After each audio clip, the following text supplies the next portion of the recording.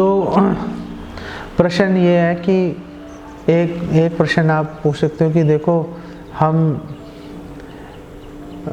भौतिक शिक्षा लेते हैं और भौतिक शिक्षा लेने से हमें नौकरी मिल जाती है, पैसा मिल जाता है, पैसे से हम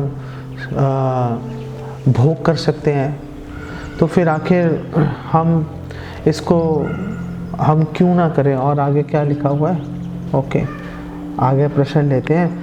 तो भौतिक शिक्षा लेने से तो हमें ये फ़ायदा हो रहा है, जो स्क्रिप्चर्स हैं, जो शास्त्र हैं, उसको पढ़ने से हमें क्या फ़ायदा होगा। एजुकेशन लेने से तो बिल्कुल सामने दिख रहा है संबंध कि आपने शिक्षा ली और पैसा कमाया, शिक्षा ली पैसा कमाया। शास्त्र पढ़ने से वो सीधा संबंध कुछ दिखाई नहीं दे रहा। अभी पीछे मैं एक वीडियो देख रहा था, उसमें व्यक्ति आपस में डिस्कशन कर रहे थे। उसमें बोल रहे थे कि देखो आप अच्छे से अच्छा भोजन खरीद सकते हो, क्या भूख खरीद सकते हो?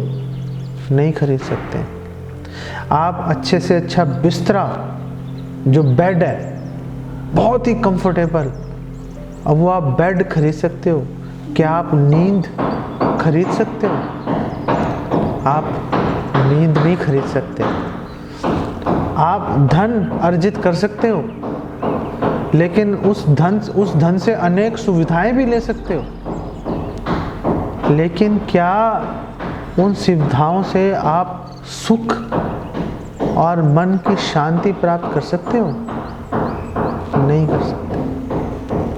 मन की शांति क्यों प्राप्त करने की आवश्यकता है? क्योंकि भगवान कृष्ण भगवद गीता में कह रहे हैं अशांत से कुतो सुखम। अगर आपका मन अशांत है तो फिर सुख कैसे मिलेगा? अगर सुख चाहिए तो पहले मन शांत होना चाहिए। और मन शांत कैसे होगा? मन शांत कैसे होगा?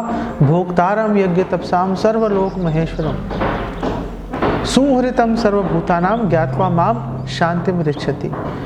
हमें ये सोचना पड़ेगा, ये विश्वास करना पड़ेगा, इस पर व्यवहार करना पड़ेगा कि भगवान कृष्ण ही, भगवान विष्णु ही हमारे सुहृत हैं, सबसे प्रिय मित्र हैं, वही हमारे सबसे जो अच्छा कल्याण है उसके बारे में वही सोच सकते हैं। तो अगर हम ये सोच के अगर हम अपना जीवन बिताएंगे तो शांति भी मिल जाएगी और तब सुख मिलेगा। और दूसरी बात यह है कि भोग जीवन का लक्ष्य नहीं है। बद्धावस्था में जीवन का लक्ष्य है मुक्तावस्था को प्राप्त करना।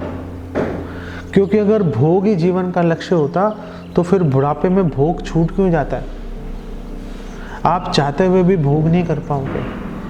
तो ये जो बुढ़ापे में और मृत्यु के समय सारा भोग छूट जाएगा हमसे, सगे संबंधी घर बार सब छूट जाएगा। इसी से ये स्पष्ट होता है कि जीवन का लक्ष्य भोग करना नहीं है। जीवन का लक्ष्य ऐसी अवस्था को प्राप्त करना है कि बार बार जीवन मरण के चक्कर में नहीं फंसे। एक प्रश्न है, वो कह रहे हैं कि आप कह रहे हो कि जॉब जो करते हैं वो क्षुद्र होते हैं, तो आजकल सब लोग गवर्नमेंट जॉब्स के पीछे क्यों भाग रहा है? और जो लड़कियां हैं वो भी आजकल ऐसे लोगों का ही चुनाव करती हैं जो जिनके पास सरकारी नौकरी होती है, उनको लड़कियां ज़्यादा मतलब उनको पसंद करती हैं बेसिकली। तो उसका कारण ही यही है कि सब लोग चार्वाक मुनि के शिष्य बने हुए हैं। ऋणम कृत्वा घृतम पीवेत यावत जीवेत सुखम जीवेत भस्मीभूतस्य देहस्य कुतो पुनरागमनो भवेत। सब लोग इसी चक्कर में लगे हुए हैं बेसिकली कि किसी तरह से हम भोग में लगे रहें, भोग में लगे रहें, भोग में लगे रहें। बस ये खेल चल रहा है। जो जीवन का लक्ष्य है, ये जो भोग में लगना है, भोग में लगना ही शुद्रता की निशानी है। जिसका आशय महान नहीं है, वो महाशय नहीं है, वो शूद्र है, वो कंजूस है। शूद्र व्यक्ति बोलेगा कि जो दिखाई दे रहा है उस पर विश्वास करूंगा, वो शब्द पे, एजुकेशन जो रियल एजुकेशन है उस पर विश्वास नहीं करता। वो जो वास्तविक शिक्षा है, वास्तविक शिक्षा आप प्रमाणिक जो ज्ञान है उसको स्वीकार करने की ताकत से आती है। जैसे आप भौतिक एजुकेशन भी ले रहे हो, आपने हर चीज़ थोड़ा ना देखी है। अमेरिका में ये होता है, अमेरिका में वो होता है। अरे कौन गया अमेरिका? आप में से कोई गया अमेरिका? लेकिन सब मानते हैं वो ये होता है वो होता है। कैसे मानते हैं? क्योंकि किताबों में पढ़ लिया, तो हमने वो फेथ कर लिया ना किताबों पे। तो बुक्स पे फेथ करना, विश्वास करना इम्पॉर्टेंट है ही। अगर हम शुद्र मानसिकता के चलते केवल भोग को अपने जीवन का लक्ष्य मानेंगे तो समझ लो ये जीवन जो प्राप्त हुआ व्यर्थ हो जाएगा बेसिकली। तो प्रश्न है कि क्या हम अपने रोज़मर्रा के जीवन में हमें अंग्रेज़ी का उपयोग करना चाहिए कि नहीं करना चाहिए? अगर अंग्रेज़ी का प्रयोग करना या नहीं करना वो महत्वपूर्ण नहीं है। महत्वपूर्ण ये है कि आप किस परिप्रेक्ष्य में उसका प्रयोग कर रहे हो। अगर सपोज आप जॉब कर रहे हो, उसके लिए आपको अंग्रेज़ी का प्रयोग करना है, करो, उसमें क्या प्रॉब्लम है। एक लैंग्वेज के रूप में उसमें कोई ऐसी कोई बुरी बात नहीं है। इनफैक्ट आप अंग्रेज़ी भाषा का प्रयोग करके, मुझे एक डिवोटी मिले, मुझे कहते हैं कि आप अपने जो प्रवचन है उसमें आप अंग्रेज़ी भाषा का प्रयोग ही नहीं करते, बिल्कुल शुद्ध हिंदी बोलते हो। तो मैंने उसको बोला मैं जानबूझ के शुद्ध हिंदी बोलता हूँ। उसने कहा नहीं, आप अंग्रेज़ी बीच में बोला करो, उससे लोग प्रभावित हो जाते हैं कि ये पढ़ा लिखा व्यक्ति है। तो अगर अंग्रेज़ी बोल के आप किसी को प्रभावित करो और फिर आप उसको भगवान की शिक्षा दे सकते हो, तो क्यों नहीं बोलोगे अंग्रेज़ी? बोलिए अंग्रेज़ी। और वैसे भी जो गृहस्थ हैं उनको अपने जीवन का निर्वाह करने के लिए जॉब या व्यवसाय, बिजनेस करना ही पड़ेगा उनको। तो अपनी जॉब या व्यवसाय में अगर आपको अंग्रेज़ी भाषा का प्रयोग करना पड़े तो बिल्कुल कीजिए, कोई समस्या नहीं है उसके अंदर, कोई प्रॉब्लम नहीं है उसको यूज़ करने में। तो क्या है, why we are not inclined towards farming और बिजनेस। तो प्रश्न ये है कि तो हम लोग खेती की ओर क्यों नहीं जाते, हम लोग व्यवसाय की ओर क्यों नहीं जाते, नौकरी के पीछे क्यों जा रहे हैं? नौकरी के पीछे हम लोग इसलिए जा रहे हैं कि एक तो हम लोगों में रिस्क लेने की क्षमता कम है। बचपन से ही ये जो एजुकेशन सिस्टम है ना, बेसिकली ये जो शिक्षा प्रणाली है, पीछे मैं एक वीडियो भी देख रहा था, उसमें बता रहे हैं कि ये जो शिक्षा प्रणाली है ये बेसिकली एक षड्यंत्र है जो बड़े बड़े बिजनेसमैन जो हैं मिलके चला रहे हैं षड्यंत्र को, कि लोगों को ऐसी शिक्षा दो कि लोग बड़े होकर केवल नौकरी के बारे में सोचें सिर्फ। क्यों ऐसा है? ऐसा इसलिए है क्योंकि अगर आप नौकरी नहीं करोगे तो उनके फैक्ट्रियां, उनके बड़े बड़े बिजनेस कौन संभालेगा? उनको पैसा कमा के कौन देगा? तो ये उनकी एक षड्यंत्र है, कॉन्स्पिरेसी है उनकी, बड़े बड़े बिजनेसमैन की एक थ्योरी है, एक विचार है बेसिकली ये। तो ये जितने भी एजुकेशन सिस्टम है ये लोगों को क्लर्क्स, लोगों को शुरू से ही नौकर बनाने के लिए उनको प्रेरणा देता है बेसिकली। व्यवसाय कौन सा बेस्ट है? सबसे उत्तम व्यवसाय जो है वो कृषि का व्यवसाय है, सबसे उत्तम, क्योंकि उसमें आप किसी अन्य से आपकी कोई आशा नहीं रहती है। आपकी अगर आप दुकान भी खोल के बैठे हो तो भी आपको ग्राहकों से उम्मीद है, लेकिन कृषि का व्यवसाय ऐसा है कि आप तो अपनी माँ पर आधारित हो, माँ पर आश्रित हो। आपको अगर कुछ चाहिए तो आप अपनी माँ से, धरती माँ से मांग रहे हो आप।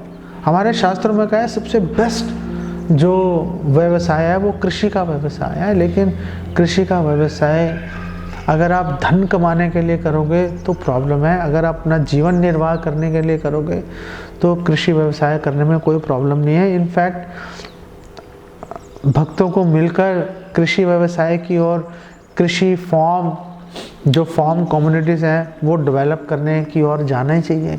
जैसे राजपुरा में चल रही है हमारी एक फॉर्म कम्युनिटी है, नंदग्राम में चल रही है, और जगह भी चल रही है। तो थोड़ा सा अगर हम साहस दिखाएं तो हमें चले जाना चाहिए वहाँ पे। पीछे मैं एक भक्त से बात कर रहा था तो उसने फॉर्म कम्युनिटी के बारे में बहुत उसने तारीफ़ की, उसने प्रशंसा की, फॉर्म कम्युनिटी ये, फॉर्म कम्युनिटी वो। मैंने बोला भाई आप चले क्यों नहीं जाते फॉर्म कम्युनिटी में, आपको जाना चाहिए, आप इतने कन्विंस्ड हो फॉर्म कम्युनिटी में जाने के लिए, हम तो थक जाते हैं लोगों को कन्विंस करते करते। तो उसने बोला ओ मेरी वाइफ नहीं मानती तो अब क्या करोगे, आपके अगर घर वाले नहीं मानेंगे तो आप क्या करोगे, आपको शहर में रह के सड़ना ही पड़ेगा। और दुख की बात यह है कि आप तो सड़ ही रहे हो, आपके साथ आपकी अगली जनरेशन, अगली पीढ़ी जिससे आप इतना प्रेम करते हो, उनको भी आप वो सड़ते रहने की शिक्षा उस तरफ आप फोर्स करके उनको वहाँ पर भेज रहे हो, कुछ नहीं कर सकते। अगर बचना है तो फॉर्म कम्युनिटी में जाना ही चाहिए, लेकिन उसके लिए बहुत सैक्रिफाइसेस करने पड़ते हैं, सादगी से जीवन बिताना पड़ेगा, उसके लिए लोग तैयार आमतौर पे हो नहीं पाते हैं। लेकिन अगर हो गए तो समझो कल्याण है। तो जो लोग रह ही रहे हैं, जिन्होंने अपने जीवन को ढाल लिया, आप उनसे पूछो कितने सुखी हैं वो लोग, कोई टेंशन नहीं रहती सिर पे किसी तरह की, आराम से जीवन चलता रहता है। ओके, तो सवाल है कि गरुड़ पुराण के हिसाब से जो इंसान है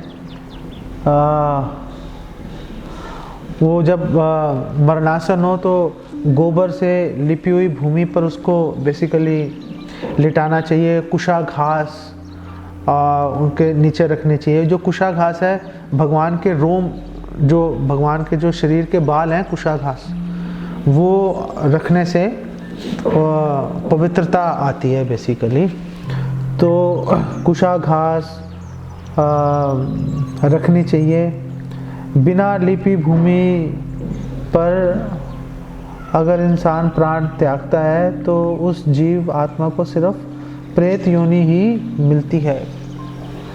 प्रेत योनि मिलने का केवल यही एक कारण नहीं होता, बहुत सारे फैक्टर्स, बहुत सारे कारक देखते हैं पूरा जीवन कैसे बिताया। ऐसा नहीं है कि पूरा जीवन पुण्य किया, सिर्फ आपने गोबर लिपि भूमि पर नहीं लेटे तो नरक में चले जाओगे, तो ऐसी बात नहीं है। आप अगर जैसा आपने जीवन बिताया और अगर आप भगवान का स्मरण कर रहे हो, आपको मृत्यु के समय भी भगवान का स्मरण है, तो क्यों आप अगर गोबर लिपि ज़मीन पर आप नहीं भी लेटे तो भी भगवान के धाम जाने से कौन रोक लेगा आपको, कोई रोक नहीं सकता। तो ऐसी बात नहीं है कि गोबर लिपि हुई ज़मीन पर लेटना ही महत्वपूर्ण है, लेकिन अगर आप ऐसा कर पाओ, जैसे हमने अपने पिताजी के समय, मैंने तो ऐसा किया था, तो लेकिन अगर आप कर पाओ तो बहुत अच्छी बात है, उससे हेल्प मिलती है, सहायता मिलती है। लेकिन ये भी हमें पता होना चाहिए सबसे अधिक शक्तिशाली वस्तु जो है भगवान का नाम है। अगर भगवान के नाम पे भरोसा रख के हम आगे बढ़ गए, फिर हमें कोई नहीं रोक पाएगा। जब राम मंदिर सपोर्ट की बात कर रहे हो तो किस तरह से सपोर्ट की बात कर रहे हो? आप वहाँ पे दान देने के लिए, देखो एक चीज़ समझो, जैसे राम मंदिर है या कृष्ण जन्मभूमि है, इस तरह के जो स्थान है, क्या इनका महत्व है या नहीं है? बिल्कुल महत्व है इनका। तो चाहे वहाँ पे शिक्षा नहीं दी जा रही, फिर भी हज़ारों लाखों लोगों की आस्था जुड़ी हुई है ना। उस आस्था के चलते अगर हम उस आस्था को बरकरार रखने में अगर हम कोई सहयोग कर पा रहे हैं तो कर देना चाहिए, कोई समस्या नहीं है उसके अंदर। अब जो धर्म भी है, धर्म के अंदर हर तरह का व्यक्ति है, हर रुचि का व्यक्ति है। तो आप ये नहीं सोच सकते कि केवल शिक्षा से ही सारे लोग जुड़ जाएंगे। कई लोगों की शिक्षा में रुचि नहीं होती, कई लोगों का एक स्वाभाविक एक आकर्षण है, उस तरफ जा रहे हैं, या कई लोगों की रुचि धाम में स्थित मंदिरों में जहाँ पे भगवान प्रकट हुए थे, ऐसी स्थानों पर है लोगों के स्वाभाविक रुचि। तो ऐसी रुचि की भर्त्सना करना, उसको क्रिटिसाइज करना अच्छी बात नहीं है। हर तरह के व्यक्ति के लिए हमारे शास्त्रों में स्थान है।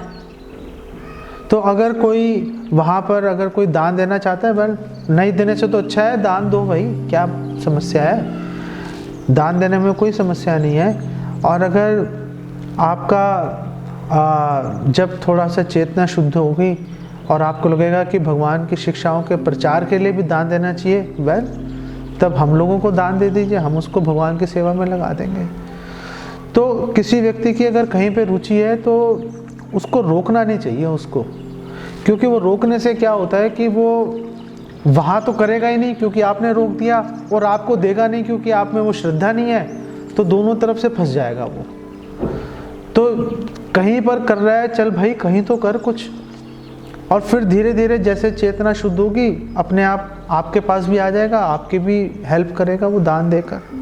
उस समय उसकी जो उससे लक्ष्मी लेके आप भगवान की सेवा में लगाओगे, उसको और फायदा हो जाएगा।